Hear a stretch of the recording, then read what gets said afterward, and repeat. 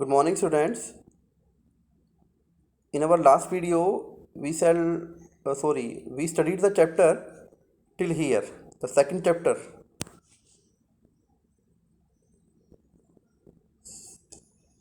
the brave girl, Malala. We studied the chapter till here.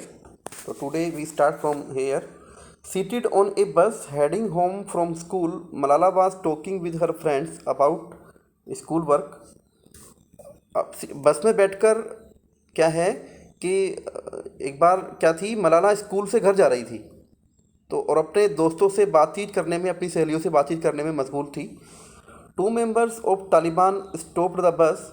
A young bearded Talib asked for Malala by name.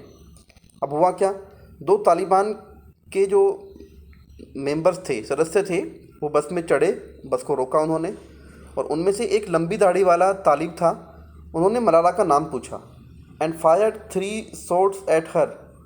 One of the bullets entered and existed her head and lodged in her shoulder. ठीक है, अब उसने 3 गोलियां मारी उसको, और एक गोली जो है सिर से होते हुए कंधे पे जाके लगी। Malala was seriously wounded. Malala बहुत गंभीर रूप से जख्मी हो गई थी। That same day she was airlifted to Pakistan military hospital in Peshawar and 4 days later to an intensive care unit in Birmingham, England. उसको 4 दिन के लिए कहाँ रखा गया? 4 दिन के लिए उसको पेशावर का एक जो मिलिट्री हॉस्पिटल था वहाँ पे रखा गया, और उसके बाद जब वो सीरियस थी, बहुत ज़्यादा नहीं ठीक हो पा रही थी, तो उसको आईसीयू के हॉस्पिटल में बिरमिंघम, इंग्लैंड में भेजा गया था एयरलिफ्ट से।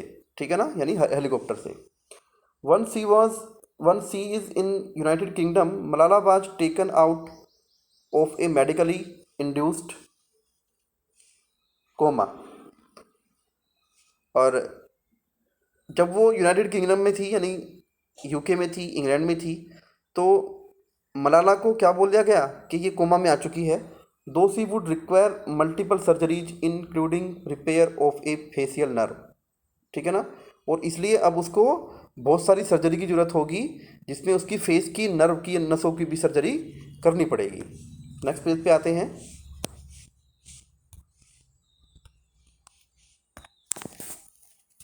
To fix the paralyse left side of her face, क्योंकि इसके जो फेस के जो लेफ्ट साइड में पैरालाइज हो गया था, उसको फिक्स करने के लिए she had suffered to major brain damage. और इसके लिए उसको, क्योंकि क्या हो गया था, क्योंकि वो ब्रेन डैमेज से पीड़ित थी। In March 2013, after weeks of treatment and therapy, Malala was able to begin attending school in Birmingham। ठीक है ना, और मार्च 2013 में बहुत कई हफ्तों की थेरेपी के बाद, कई हफ्तों के इलाज के बाद मलाला कामयाब हो गई थी, मतलब इस योग्य हो गई थी कि वो स्कूल में जा सके, और वो ब्रिमिंघम के स्कूल में जाना उसने शुरू कर दिया। After the shooting, her incredible recovery and return to school resulted in global outpouring of support for Malala. On 12th July 2013, her 16th birthday, Malala visited New York and spoke at the United Nations। अपने 16वें जन्मदिन पर 12 जुलाई 2013 को मलाला कहाँ थी? United Nations में थी, New York में, और वहाँ पे उसने बोला, वहाँ पे उसने उसको विजिट किया और वहाँ पे उसने भाषण दिया। Later that year she published her first book an autography entitle I am Malala. और बाद में उसी साल उसने अपनी एक किताब, जो पुस्तक थी, उसको प्रकाशित किया, जिसका नाम था आई am Malala, the girl who stood up for education and was shot by the Taliban. एक ऐसी लड़की जो एजुकेशन के लिए, बच्चों के अधिकार के लिए खड़ी हुई हो और तालिबान के द्वारा शूट कर दी गई हो, ये उसकी डायरी का नाम था। On 10th October 2013, in acknowledgement of her work, the European parliament awarded Malala the prestigious Sakharov prize for freedom of thought.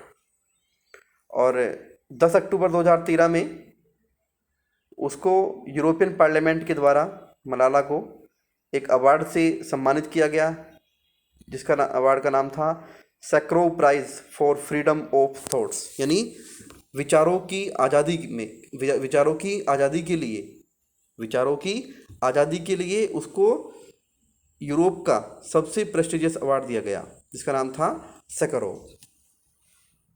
In 2014, through the Malala Fund, the organization she co-founded with her father, Malala traveled to Jordan to meet Syrian refugees, to Kenya to meet young female students, and finally to northern Nigeria for her 17th birthday.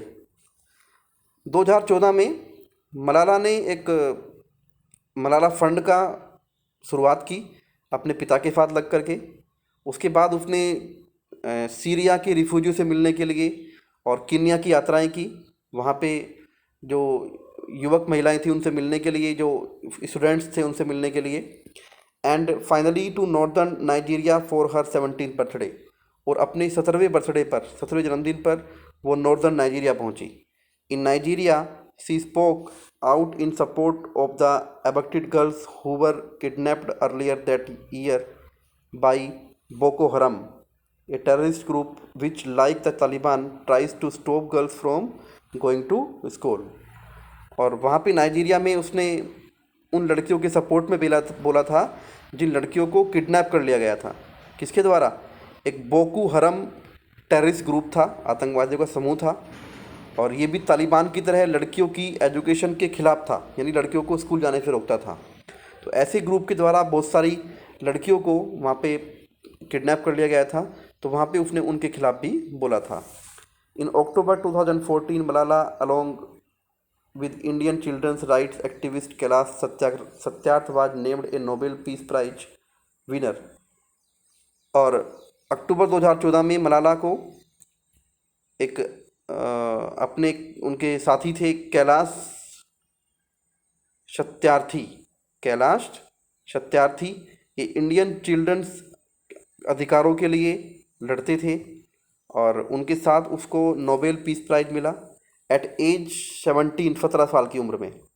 She became the youngest person to receive this prize. इस prize को प्राप्त करने वाली वो सबसे छोटी उम्र, कम उम्र की बच्ची बन गई थी। Accepting the award, Malala reaffirmed that this award is not just for me. और जब उसने उस अवार्ड को, उस पुरस्कार को प्राप्त किया, तो उसने बोला था, उसने स्वीकार किया था कि ये अवार्ड जो है, ये मुझे जो दिया गया है, ये केवल मेरे लिए नहीं है, it is for those forgotten children who want education. ये उन भुलक्कड़ बच्चों के लिए है जो एजुकेशन लेना चाहते थे, जो पढ़ना चाहते थे। It is for those frighten children who want piece. ये उन डरे हुए बच्चों के लिए है जो शांति चाहते थे। It is for those voiceless children who want change. और ये उन बिना आवाज़ के, बिना बोलने वाले बच्चों के लिए है जो समाज के अंदर कुछ ना कुछ परिवर्तन चाहते थे। Today the Malala fund has become an organisation that through education empowers girls to achieve their potential and become confident and strong leader in their own countries।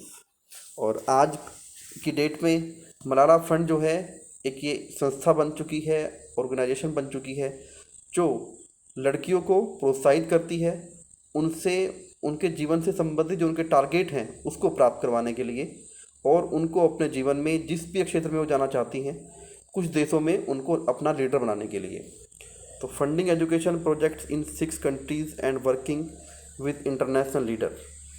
और जो फंडिंग एजुकेशन प्रोजेक्ट्स हैं वो 6 कंट्रीज़ में काम करता है, और इसके साथ बहुत सारे अंतर्राष्ट्रीय लीडर जुड़े हुए हैं।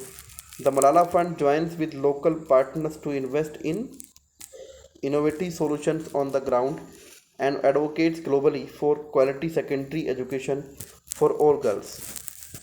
जो मलाला फंड है उसमें जो है कुछ लोकल पार्टनर के साथ जुड़ कर के ये एक ऐसी गर्ल्स पे भी खर्च किया जाता है जो सेकेंडरी एजुकेशन लेने के लिए वर्ल्ड वाइड आगे बढ़ना चाहते हैं। Currently residing in Birmingham, Malala is an active proponent of education as a fundamental social and economic right। और आज की डेट में बिर्मिंघम में रहती हुई जो मलाला हैं वो एक बहुत ही अच्छी शिक्षा के रूप में लोगों को सलाह देने वाली हैं, प्रोपोनेंट हैं, यानी एक सलाहकार हैं, एक एडवोकेट हैं, एक वकील हैं, जो लोगों को सामाजिक और आर्थिक अधिकारों की प्राप्ति के लिए उनकी जानकारी या उनको सपोर्ट करती है। Through the Malala fund Through the Malala Fund and with her own voice, Malala Yousafzai remains a staunch advocate for the power of education and for girls to become agents of change in their communities. और इस fund यानी Malala fund के द्वारा जो मलाला यूसुफजई हैं वो क्या करती हैं, वो बहुत ही दृढ़ हैं, अपने निश्चय पे दृढ़ हैं और एक ऐसी एडवोकेट हैं जो लड़कियों को उनकी एजुकेशन के लिए और समाज के अंदर परिवर्तन लाने के लिए एक एजेंट के रूप में तैयार करती हैं। तो this was the chapter and the story was very interesting and his story tells us about the situation of the girls in Pakistan and which was forced by Taliban, not in Pakistan, but that was forced by Taliban. लड़कियों को school में जाने से रोकना, उनको cultural activities में भाग लेने से रोकना, और इस सब के आवाज़, इस सब के जो पीछे आवाज़ उठाई थी वो थी एक लड़की, एक बहुत ही बहादुर लड़की थी जिसका नाम मलाला था। उसको उसकी गलती के लिए शूट भी किया गया था, उसको गोली मार दी गई थी, लेकिन फिर भी वो बच गई थी। और उसने अभी भी, वो जीवित है और अभी भी गर्ल्स को ऊपर उठाने के लिए, गर्ल्स एजुकेशन को ऊपर उठाने के लिए आज भी वर्क करती है और एक बहुत ही प्रसिद्ध एडवोकेट बन चुकी है।